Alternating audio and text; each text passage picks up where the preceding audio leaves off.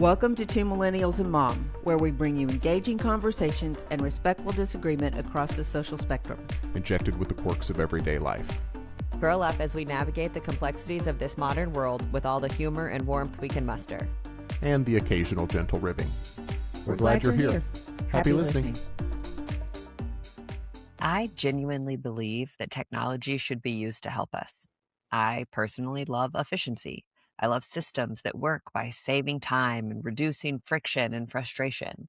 And for a long time, I genuinely believed that technology was doing exactly that for many of us.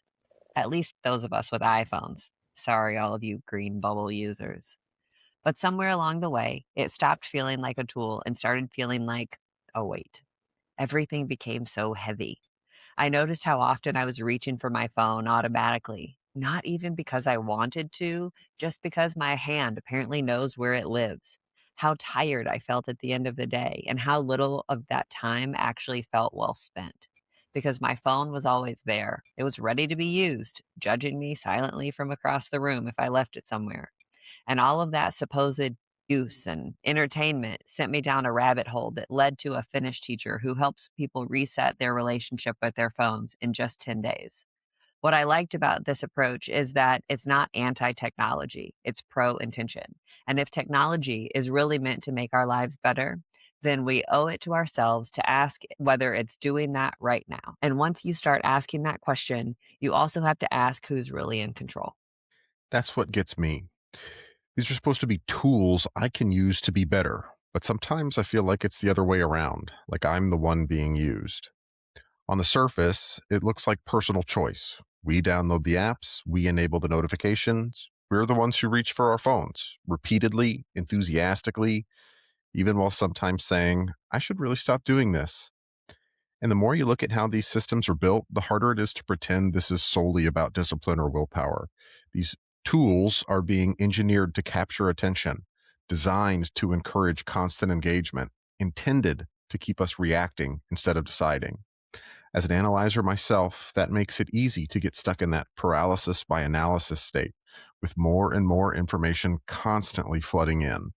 When something starts shaping how you think, how you feel, and how you spend your time without you noticing, or worse, while you're convinced you're in control, it's not neutral anymore. And I think it's worth slowing down, taking a step back, and investigating that. I'm not trying to sit here and blame people for being addicted. I want to understand the systems we're swimming in, and I think we should be trying to figure out how to reclaim some of our personal agency inside of them. From my perspective as the mom here, this has a lot to do with boundaries and how many of them I've watched quietly disappear. I grew up before smartphones took over, and being unreachable was normal, and rest didn't require intention. If someone didn't answer the phone, you just assumed they were living their lives. Technology has brought us some real benefits, but it's also erased the natural stopping points we used to have. Work follows you home. News follows you to bed. News wakes you up in the morning, and then it pings you multiple times throughout the day, just in case you forgot about the next crisis in some place you can't even point to on a map. People expect immediate responses. But what concerns me isn't the technology itself, it's the pace we're now expected to maintain. We can't live like this forever without consequences. That's why I care about changing our habits, not to go backwards, but to make this way of living sustainable for our mental health, our relationships, and for the ability to actually be present in our own lives. So today we're talking about technology overload, what it is, how it affects us, and whether small intentional changes can help us reset our relationship with the tools we rely on every day. Not to reject technology, but to make sure it's actually serving us, not the other way around. Welcome to Two Millennials and Mom. I'm Kelly. I'm Cole. And I'm Mom. So I feel like we've referenced this at least previously in other episodes, but Gig, kind of fill me in on where this topic came from today.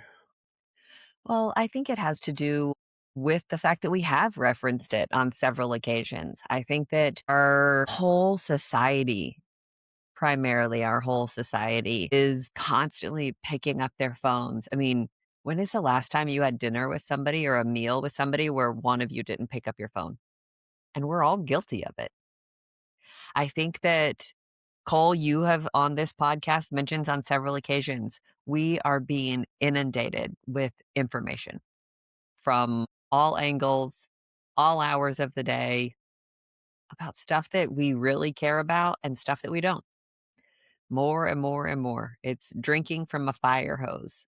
I think part of that is the internet itself. And I think part of that is how accessible we are to getting that information in our pockets, in the palms of our hands. And so I kind of started digging through what that means and looks like. And, I'm not here to debate evolution by any stretch. But I do think that you can sit here and look at how that fire hose has been turned up and up and up and up and up and feels like it's at an all time high.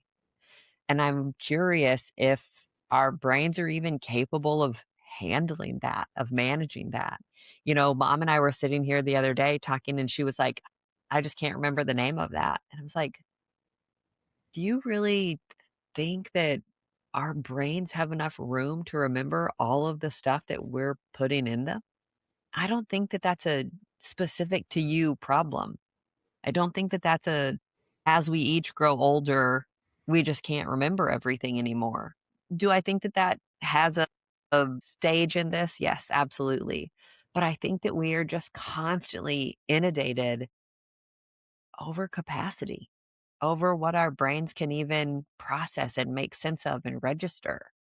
And so I wanted to look into the cognitive loads specifically, especially when it comes to modern technology. And I think that it would be helpful to let's add some more information, but I think that it would be helpful to give ourselves a little bit of grace, which I know I'm a proponent of. And I believe this is true. When you have children, you adapt to that technology a little bit faster Mhm. than if you didn't have children who were living it and breathing it and it's been a part of your life the whole time. So I have to say for me, there was a point in time where I felt a little superior because I would be in a group of my peers and something would be said and I would go, "Oh, just look that up."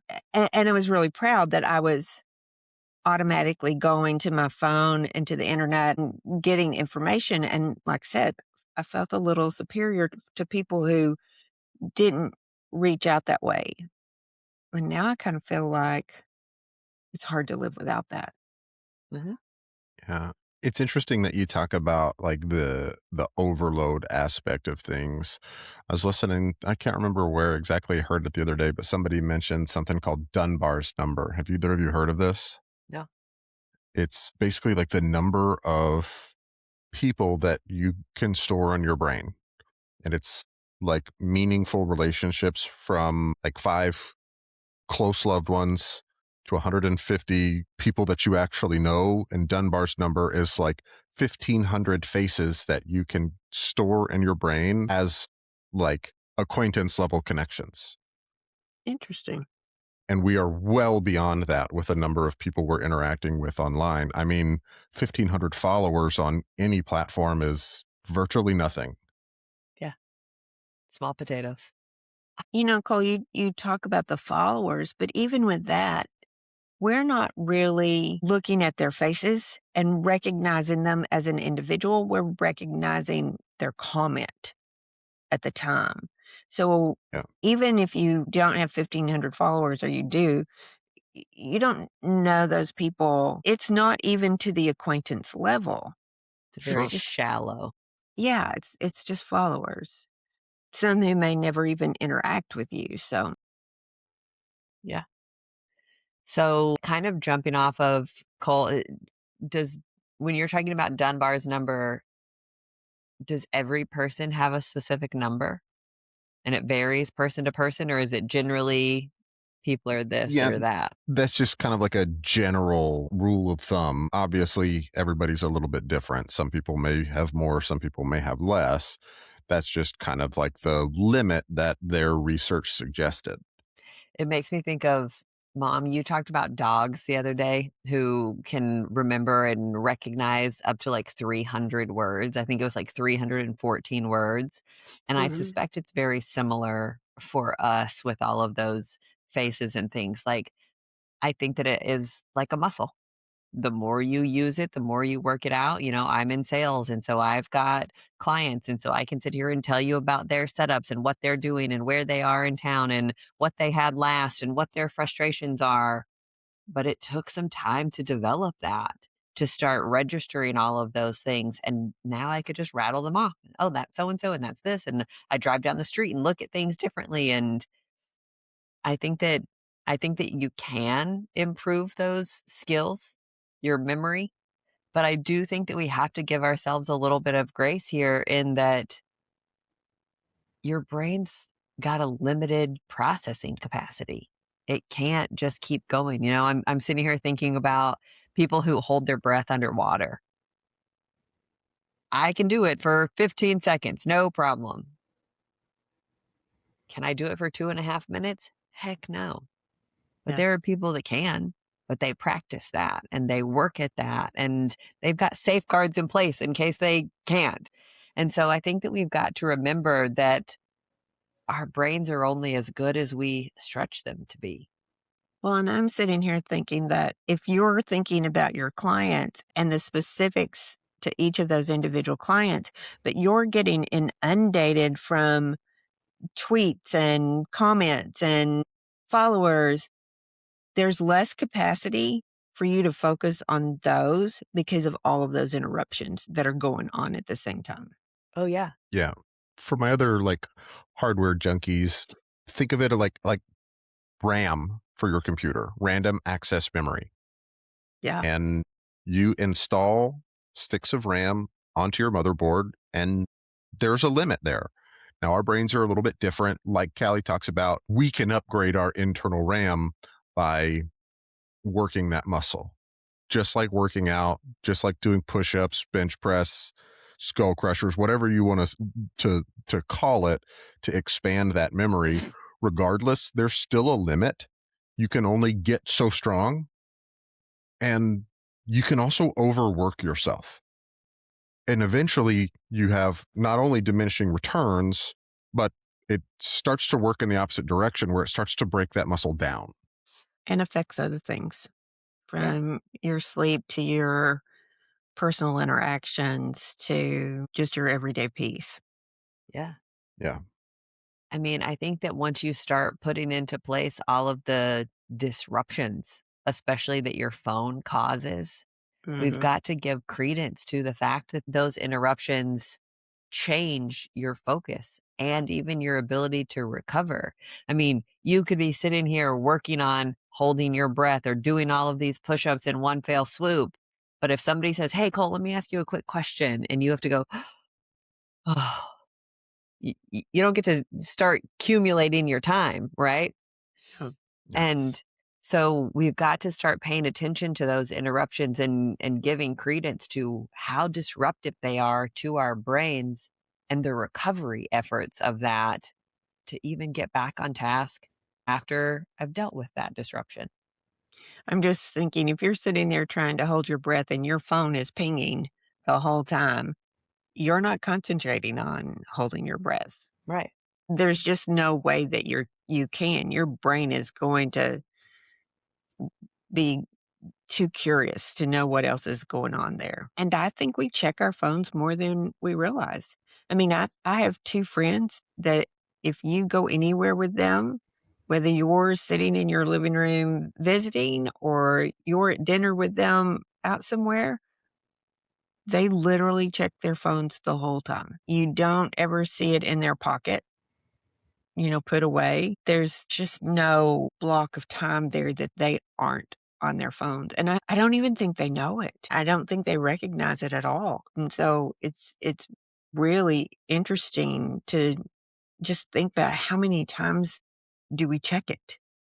So if you had to guess, how many times would you think that you pick up your phone every day? Oh gosh, a lot.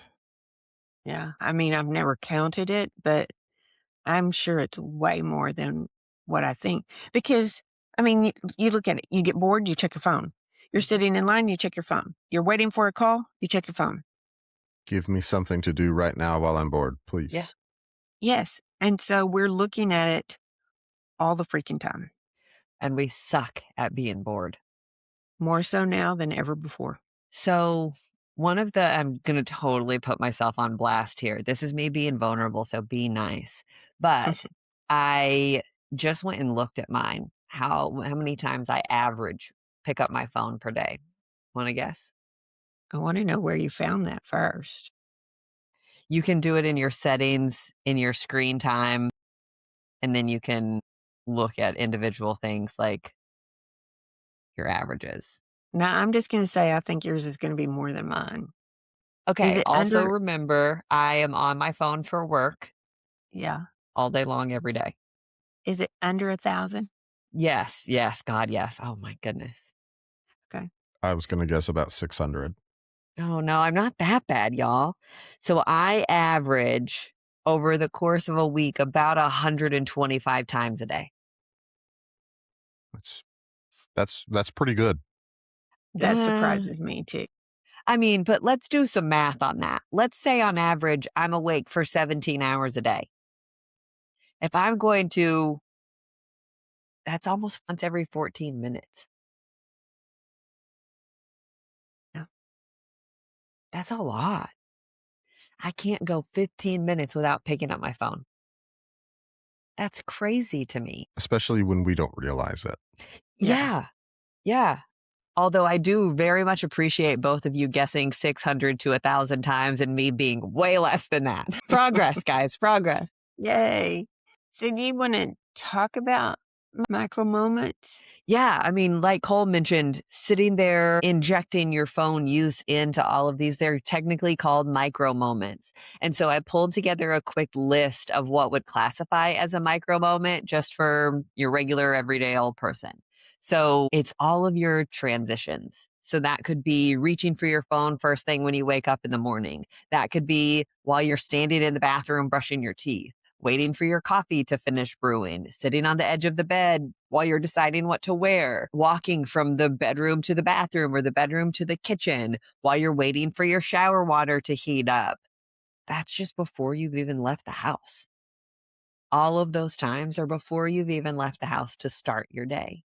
While you're headed out to your car, while you're in the car, while you're waiting for the engine to heat up before you throw it in reverse to head off, while you're waiting at a stoplight, while you're standing waiting for a bus or a train platform, while you're riding in an elevator. It could be walking down a hallway or a stairwell, which I feel like in and of itself, like there are certainly moments here where I'm like, there's a safety element to this. Yeah. We are looking down at our phones instead of looking up at what's in front of us. It could be any kind of transition throughout the day while you're waiting for your laptop to open because you just put in your password, while you're waiting for a document to load or print or save, whatever that may be, while you're switching from one task to another. After you finish an email, before you start another one, hey, let me just look at this really quick. Hey, let me go reward myself with this 2 seconds of phone time really fast. Standing up from your desk, walking to go get your food for the day, while you're standing in line or you're waiting for your food at a restaurant, while you're sitting in a waiting room. We're all guilty of that. While you're waiting for your friend or your coworker to arrive or before an appointment starts, while you're waiting for something to download or upload or refresh. That could be there's a lull in the conversation. Somebody has stepped away to run to the bathroom. I'm going to check my phone really fast. Sitting at a table before everybody's even arrived, waiting for somebody to respond to a text message. While you're feel awkward or you're unsure of what to say next, let me see what's going on here. This phone is my safe space, right? It could be really simple things throughout your day. You're waiting for your food to heat up in the microwave. You're deciding what to eat. So let's look at the internet and see if there's any ideas out there while you're putting away your groceries or waiting for the guy to deliver them because you did a curbside order. It could be all tied to your emotions, whether you're feeling bored or anxious or lonely or overstimulated and just need to calm back down, when you don't have a specific thing going on next, when you're tired of silence, when you're feeling restless, when you're uncomfortable. And then as your day is kind of wrapping up, it could be just sitting on the couch when you've gotten home from work. It could be waiting for your next show to start or going through the ads on some streaming platform. You don't want to watch them before your show starts. Standing in the kitchen after dinner, sitting in bed before you go to sleep at night. What about when you wake up in the middle of the night and grab your phone then? Those are moments that you should be turning the light off so you can go back to sleep and allow your body to rest. And instead, we're filling them with all of these micro moments with our phone. And so many of those moments, I think we're missing personal interaction Mhm. instead of, you're giving your phone the time instead of giving the person near you time, whether that's eye to eye contact or a smile or a compliment or whatever it may be. We're missing those elements of connecting with another human being because we're connected to our phone so much. Yeah. I've talked about sitting in a meeting with a C-suite executive one time, and something was said about, "Hey, can somebody grab my calculator?" And everybody kind of chuckled and gave him a hard time. They're like, "There's a calculator on your phone." And he's like, "I don't have my phone in this meeting because I want you to know that I am giving you all of my attention." And really, it says a lot when Mhm. people leave their phone behind. Yes. It says, I'm giving you valuable time here. I value this. I'm trusting you with my micro moments, with my next 15 minutes, an hour for dinner, whatever it may Yeah. be.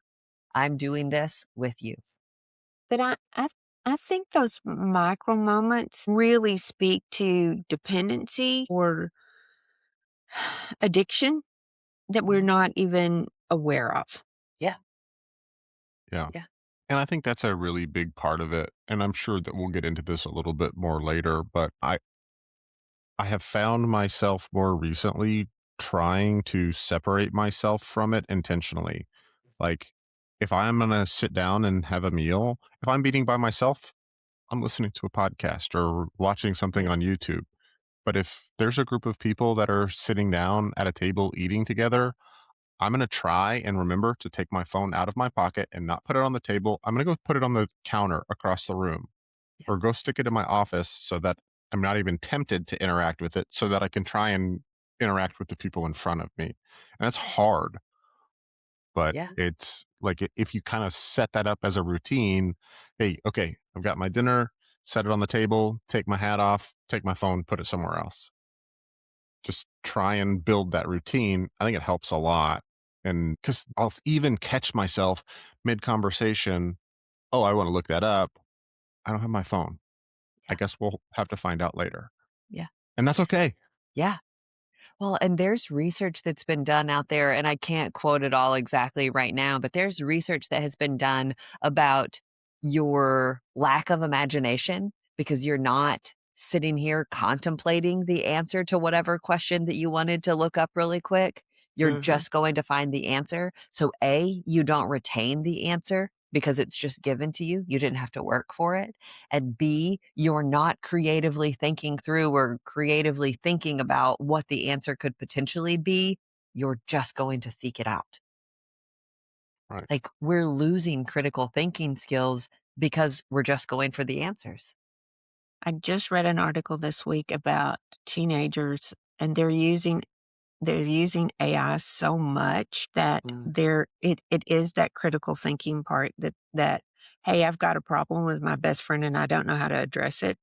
So will you tell me what to say yeah. for AI? And the whole point of the article was, especially growing up, you need to fail to learn those things, to know that there's a spectrum and to recognize, hey, I've got to get better at this. And if Yeah. you're giving all of that to AI to do your communication for you and you're not thinking about it and you're not addressing it, they're losing that ability to communicate with another human being. It Yeah. was fascinating. Yeah. It's so interesting that you talk about it that way because it just brings to mind, like, I'm sitting here thinking about all of the times in school where, like, sitting in math class, like, I could do it in my head and I didn't have to write it out on paper. And my teachers, it would drive them nuts. You have to show your work. You have to show your work. You have to show your work. Hated And that. it makes so much sense that you say that. Like the reason for showing your work is to make sure, hey, you're actually working this problem out. You're using The process. the process here. And if you're having a conversation and a question comes up, how powerful it is to speculate on an answer, use that critical thinking. Oh, well, A led to B, led to C, led to D, Mhm. and then to go back and check yourself Mhm. instead of just saying, well, here's the question. Let me Google it. Yeah. And that's not even taking into consideration any of those distractions that we were talking about earlier. Oh, ding, real quick. Let me tell you this. Oh, ding, don't forget you have this. Oh, ding, this just happened across the world. Oh, ding, this just happened down the street. I mean, and when you take all of that, that is cognitive overload. That is when our brains can't focus on any one thing. Right, wrong, good, bad, happy, sad, doesn't even matter. Our brains can't focus on one thing for long enough to absorb it because we're pulled in every direction all the time. Yeah. And you combine those two scenarios, and I mean, it's really frightening what is left behind with that Yeah. for Yeah. young individuals who are still trying to develop that, especially. Well, and mom, I think that that's probably a little bit easier for you to see. You grew up with more boundaries in place, not having this constant onslaught of everything all the time. Yeah. We grew up in the change where it wasn't everywhere and then it was. And so we had a little bit more of a ramped approach to everything. We received more of a ramped approach to all of this information and onslaught of information. Whereas I feel like I'm concerned about Gen Z and definitely Gen Alpha. They don't know anything else. They don't know what silence is or looks like. It's always filled with something else. Clutter. Lots and lots of digital informational clutter. I think that's a great term for it. Yeah. But it's just kind of crazy to me. And I think that, I think it's really easy to sit here and point out oftentimes, maybe not all of the times, but you can see Callie's drinking a lot lately. Oh, I can smell it on her. You can see an addiction to alcohol pretty clearly, especially from the outside. I think that it tends to be a little bit harder to see a technology addiction on somebody. And I think that's because we're all addicted. That's Yeah, what I was going to say. yeah, Especially if you're addicted yourself, you're not even yeah. cognizant of somebody else's. And I think that that is part of what makes us so self-centered in the Mhm. world that we live in today. I am so wrapped up in Callie's little world and Callie's needs and Callie's notifications and Callie's distractions. I'm missing all of Mecca's. Yeah. I didn't even know that Cole got a notification. Yeah. I mean, literally, as we were starting the recording of this podcast, mom goes, "Did the doorbell just ring?" And Cole and I kind of shrugged, like, I don't know, because we were so wrapped up in everything that we were doing and not focused on outward information. Turns out she was right. And Cole and I both missed it. Go me. Go you. But it's a doorbell. Like, how did we miss a doorbell? I don't know. But So you found a deal that's a phone reset, and yes, we kind of got yes, interested about it because it's pretty universal. You can find the steps for this reset, and it's credited to a Finnish teacher, yes. but we And we couldn't did, really. yeah, we did lots of digging to try and find more in depth and add some credibility to this. Oh, it was this Finnish teacher at this stage of their career with this education or background. We got nothing. Just We, a Finnish teacher. yep, a Finnish teacher. Everywhere. Well, we But found one name, but we just we couldn't found connect one name that that we name. couldn't connect them. Yes. So Yeah, I'm not sure that that counts as finding a name. it's a name. It's a name. Well, so is Not one that Callie. we That could doesn't mean Callie pronounce. came up with this. But I think that the one of the things that was so interesting about this, there are 4 steps to it, but the whole thing is it's not about banning screens. You can only have your phone for 15 minutes a day. It's not about your willpower. It's not about limiting yourself. It's about being cognizant. It's about recognizing your own distractions and your phone stealing your focus. Yeah. And so we talked about those micro moments, moving from one place to the other. This is showing you how your phone use is hijacking those micro moments. So I want to hop into it. It's 10 days that you're supposed to commit to doing this, which, oh my God, that's less than 2 weeks. We're going to be fine. We'll all be fine. But there are only 4 steps to it. Oh, I like this. Number 1 is naming your intention. So before you pick up your phone, every single time, you have to say out loud why you're picking it up. I'm going to check my messages. I'm going to look for this photo. I'm going to call my mom. Because what happens to us is we pick it up and then 20 minutes later, You're we would lost in go, a doom scroll. yes. What And was I so doing? I What did think I it want this makes for? sense to name that, even if you still do, go too long, but to make your brain aware of, I'm going to make a phone call. You're reprogramming your brain to recognize it as the tool it's supposed to be, Yeah. not as just this constant fix. It makes sense to me. Yes. You're forcing a split second of awareness. Hey, I'm making this phone call. And that alone filters out a huge amount of impulsive behavior. You're also saying it out loud. So there's no, oh, I forgot I was going to do that. Oh, and then I got distracted by this. No, I'm getting on the phone to make this phone call. I'm also kind of laughing because think about sitting in a Starbucks and hearing everybody around you. I'm going to make a phone call. I'm going to check, Yeah. I'm looking for this file. It could get kind of comical. It would be kind of comical, but at the same time, remember, we are all so selfish in our time and in our intentions of these things. I'm focusing on, I'm going to make this phone call. I'm not focused on anybody else saying it out loud. I'm focused on me. Yeah. But Well, not only that, but the first 3 days, if everybody's doing it, yeah, it's really funny in Starbucks. But after day 10, imagine how different that Starbucks looks.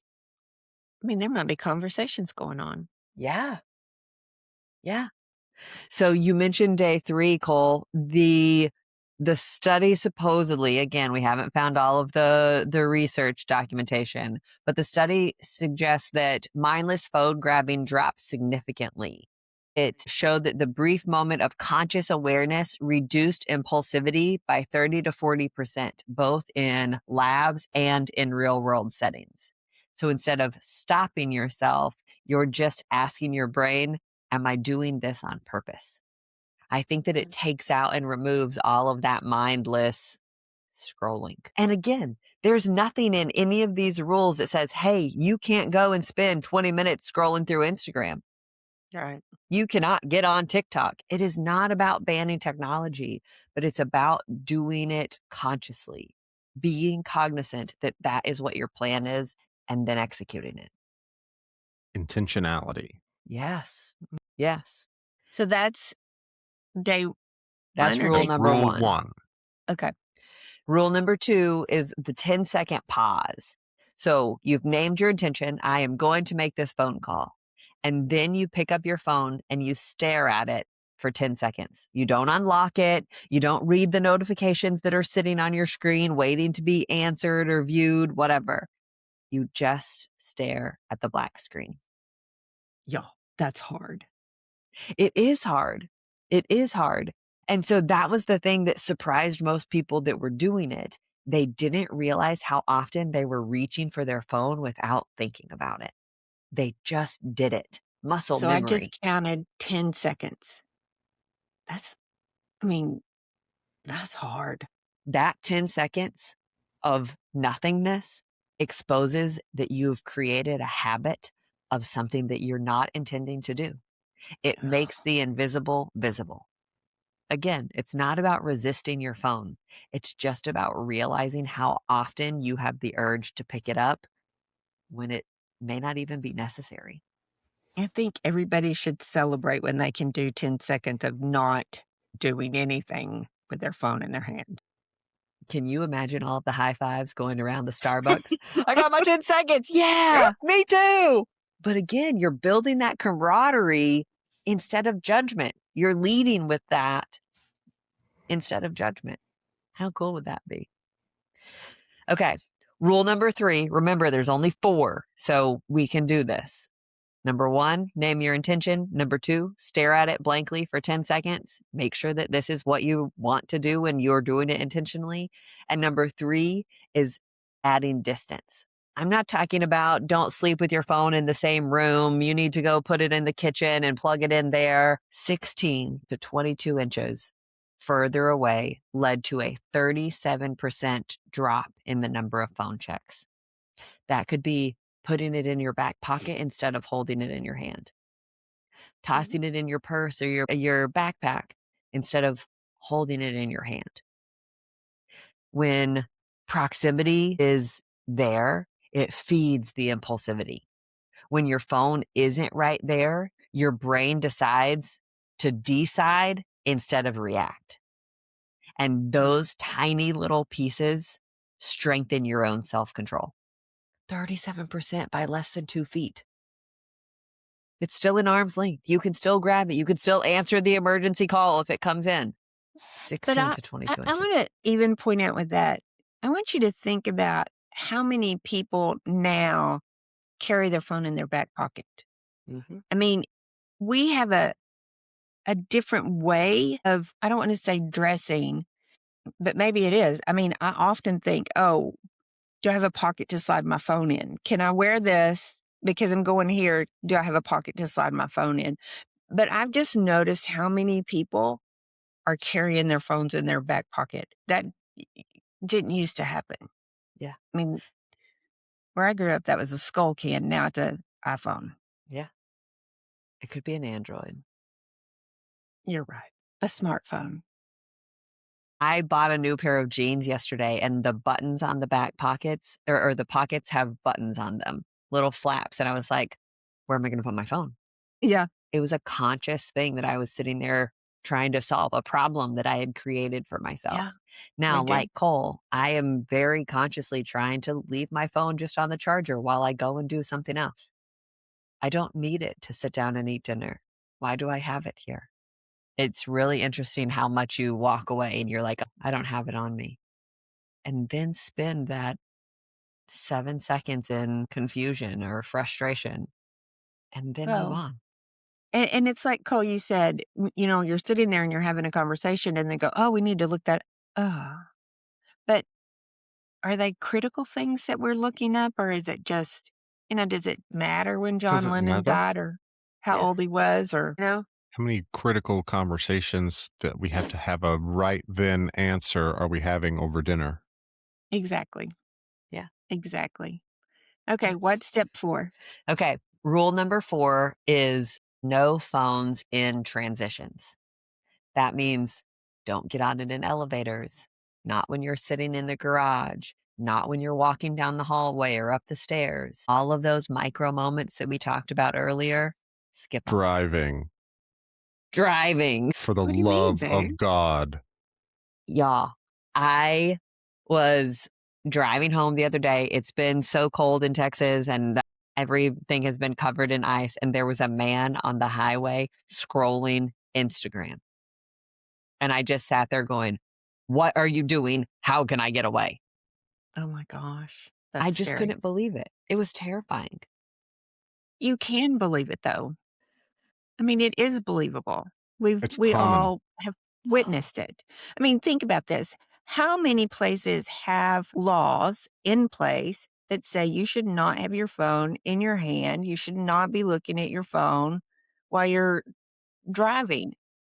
But how many people do it? Ignore it, right? No consequence. Guilty. Yeah. And then I catch myself doing it and I'm like, what are you doing, you insane person? Put this down. Yeah. So I think that, again, if you go and start putting these couple of rules, even if you don't nail them and master them immediately on day one, but if you start instituting these rules just among yourself, When you're driving down the road and go to pick up your phone and say, hey, I'm going to scroll Instagram, gives you that split second of thought to go, is now the best time for me to be scrolling Instagram? Probably not. 10 Turn the seconds radio of on. time. Turn the radio on. Yeah.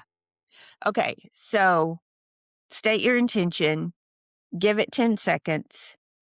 Move it Don't- 16 inches away. And then don't use No it phones in in transition. Yes. Yes. I mean, those are easy steps they're and probably easy hard to do. steps. So just really quick, if you institute these couple of rules for 10 days, by day 10, in the research that was shared, phone unlocks dropped by 52 to 65%. Much. 52, 65%. Wow. That takes me from 125 to 65. Like, Wow. that's crazy.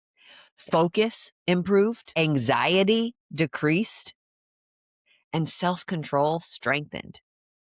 No apps were banned, no screens were taken away, no notifications were turned off. There was no punishment. It was just naming your intention, Intentionality. pausing for a second, creating some distance, and protecting your transitions. And what other things would we be absolutely ecstatic about for a 50% change? Yeah. Yeah. Wow. So the whole kind of premise of this was for children, right? It was a teacher in Finland, but the whole premise of it was to teach these children to be aware before reacting to something, that impulse doesn't equal a command, and that self-control grows with practice. Kids learn to name, pause, and choose their intentions. They don't use technology differently. They think about technology differently. And didn't you say something earlier about the average kid today? Well, 2024. 2022. So 3.5-year-old information, basically, that the average kid is getting their smartphone by The age age 11. of 11. That's scary to me. I mean, Cole, The access to that, to information. the wealth of information. Yeah. Whatever. And Right, I just wrong. don't know that you can parentally control any of that in reality. And would guess that maybe that's even younger now, 3 years later. Maybe not. 22, that'd be post-COVID. I think It's for the still, time being, it's you should young. change that moniker from a wealth of information to the abyss of information. I think that's fair. You could. But I also want you to think, I mean, so that means that you guys have a niece that in a very short period of time could be on a phone. Yeah. And just, I mean, I get that there's an advantage of knowing where your kid is. I get that there's, some comfort in having that connection to your kid. Stick an AirTag on them. Maybe that's a better idea because I think there's some other things that are involved with that. There's no independence there because your mom always knows where you are. I don't really think it's going to eliminate you getting into trouble or doing things that you're not supposed to do. She's just going to know about it a little bit earlier. But you have all of the other things, the anxiety and the lack of personal skills and communication skills that come with that at that early of an age. I mean, we have talked on this podcast. Guys don't really get their full brains until around 25. And if you think about that now, you've given them a phone for 14 years before that. At least. That is a scary thought. I What mean, a crutch. yes. You're not learning where you are about town and how to navigate yourself. You're learning how to type it into the GPS and getting it to tell you where to go. You're Yeah. not cognizant of how to speak to other people. You're just asking AI to do it for you. You're Yeah. not using any of your critical thinking skills. Therefore, you're never even developing them.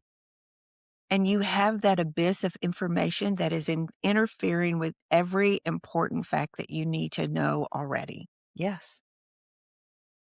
And are overloaded by the vast quantity of it all. It Yeah. leaves you in this really, really convoluted place of having to sift through so much information to try and find what you need, much Mhm. less determine what's right and wrong, what's real and what's not. And that fire So, hose is getting bigger and bigger and bigger every day. By the day. yeah, Yeah. it is. And here's the other part of that. Callie, what was the statistic that I told you last night? Is it 60% of internet is bot generated? Yes.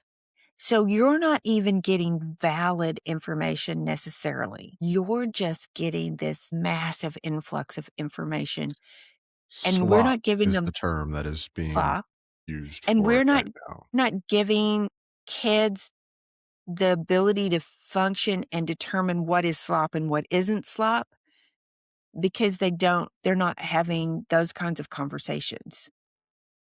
It's so funny that you bring that up, Mom, because there is also in my research looking into these things, I found several books talking about how to bring your children up the Finnish way. I mean, Sweden specifically does classes starting in kindergarten, teaching children how to spot misinformation Yeah. and how to manage that slop. It's not I feel like, again, like, those are really good things to have and skills to have, but at the same time, I'm a little bit hesitant because we're addressing the issue instead of the problem. Instead of being more reasonable and more realistic with all of the information that we're putting out there, we're just gonna teach you how to navigate it. You have a point. There was lots and lots of information out there, books, entire books and conference speaker series of how to raise children the Nordic way or the Finnish way or the Swedish way. Or we've talked about it before. I've read a book about how to raise children the French way because in France, children have a significantly less likelihood of being diagnosed with ADHD or autism. That's why I think that information is so powerful. If you can find the right good information, you can start making adjustments, micro adjustments in your own life to be able to manage that fire hose, that deluge of information, that deluge of insecurity of not knowing. Well, and I think it's pertinent to even say, I mean, this method was credited to a Finnish teacher. But Cole, you made a comment. It's viral. Mhm. This little four-step piece is viral. I mean, you can find it credited or mentioned anywhere you look. It's on LinkedIn, it's on Reddit, it's on this one, it's on that one. It's a viral deal, which means people are looking at this. They're trying to determine a way out of all Yeah. of this. Because they're tired of being the tool. No pun intended. Pun Well, I mean, definitely intended. I was thinking of the other tool. Okay, here's got my weird Also thought. true. Also true. this week's weird thought, nearly half, 46% of ChatGPT users are between the ages of 18 and 25. And that doesn't even count anyone younger than that. That means the group that's supposed to be learning how to deal with rejection, social anxiety, awkwardness, and failure is the group outsourcing those experiences the most. Instead of learning how to say the wrong thing, recover, and try again, AI is stepping in as a kind of digital buffer, helping draft messages, soften emotions, avoid discomfort, and keep hearts and minds safe. But growing up has always required mistakes, embarrassment, misreads, emotional scrapes. That's how judgment and resilience get built. We've been here before. In the early 90s, digital communication changed how we think and we relate, But this feels more extreme. This isn't just changing how we communicate, it's stepping in before young people even learn to wrestle with the uncertainty of communicating. So the weird question is, if AI is effectively helicopter parenting a generation through their hardest social moments, what happens to their cognitive and emotional development when the training wheels never come off? I mean, we've kind of touched on this. It's a concerning situation when you don't have a, g- a generation of people who can communicate with each other or with their boss or with their teacher unless they're using AI to do it. I'm going to go back to the story that we brought up here a few weeks ago about the social media ban for teens in Australia. I think it will be very, very fascinating to see what it all looks like when all of that social media is turned off. Can you imagine what would happen, how people would react if those 46% of 18 to 25-year-olds, if ChatGPT just turned off, if it was gone tomorrow? I If mean, I'd have somebody withdrawals. Sure. It's really interesting that you say that, but kind of a contrarian perspective here. Cal, what is something that millennials are widely known for that is very detrimental to our health? Millennial generation were exceptionally heavy drinkers. Many of them still are. Gen Z has almost entirely abandoned that. Mhm. Like 80% Yeah. less. Like that entire industry is freaking out because they don't know what they're going to do. Maybe this turns out to be something similar. I think it's gonna be Maybe really it's not Gen Z. painful. Yeah. Yeah. I think it's gonna be really painful for whoever does step up and make that happen for a minute, and I think that the collateral damage will be felt beyond just them and their generation, but I think that you're right. I think on the other side of this, when they come out on the other side of this, that has great potential. Yeah. It becomes a The tool again. really, Mhm. yeah. The really dystopian view is that we just have a generation of little Sam Altman drones. And that's really scary. And I hope not what is not happening. I mean, going back to our Starbucks coffee shop that we were talking about earlier, can you imagine getting one of 4 different responses? That's all you get whenever you say hello to someone? There is no camaraderie built, there is no community, there is no diversity of Individuality. thought. Yeah, it's just, "Hello, have a nice day." Everything is polite, everything is smooth, no hard times, no Is it polite though? friction. That costs them more money. He I'm said just he's happy sitting to here pay for it. showing Money well spent. I'm gonna show my age because you said, there's only 4 replies, and I think, well, that means there's no "What's up?" or there's no "Where's the beef?" I mean, all of those funny things that people have, Yeah. come up with over the years, there's none of that. There's just, "Hi, how are you?" And we're not even listening for the response. Wow. God, I hope it's not that severe. I mean, I have faith that even from this, if you have something that's viral like this going in response, that's a sign of hope. People want something different. Okay, so are y'all going to take this? Are y'all going to try for the next 10 days to do these 4 steps? The I 10 will. second one is the one that scares me the most. What are I you have, scared of? I'm so impatient. I mean, wasn't that Figure it out. that's always Put what your I cowgirl heard. put your cowgirl panties on and do it. That's always what I heard growing up in the church was basically like, if you want to practice your patience, don't pray for patience. Don't ask God for patience because Yeah. he'll put you in situations to be patient. Yeah. What would be the harm in being more patient? You I'm had to come afraid I'm back gonna with get something. stronger when I pump iron. There's nothing wrong with having more patience. It's just building it. But what's wrong with having more times like that with Cole? Oof. Okay, Mom, we need a good news story. Okay. Well, this is a sad, happy story, so I'm sure I will cry through this. But this week brought a powerful story of perseverance and purpose from the world of figure skating. Maxim Naumov, I'm sure I butchered that.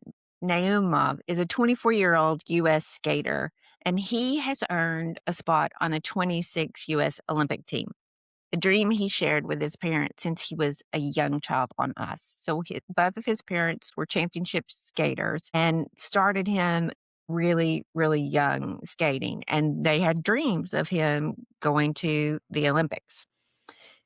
But they were among the 67 people that were killed in the plane crash in Washington, D.C., that we all remember, with the helicopter and the passenger plane collided in midair. And there was a huge group of the skater community on that plane, and his parents were both killed in the same night. So imagine being 24 years old and losing both of your parents.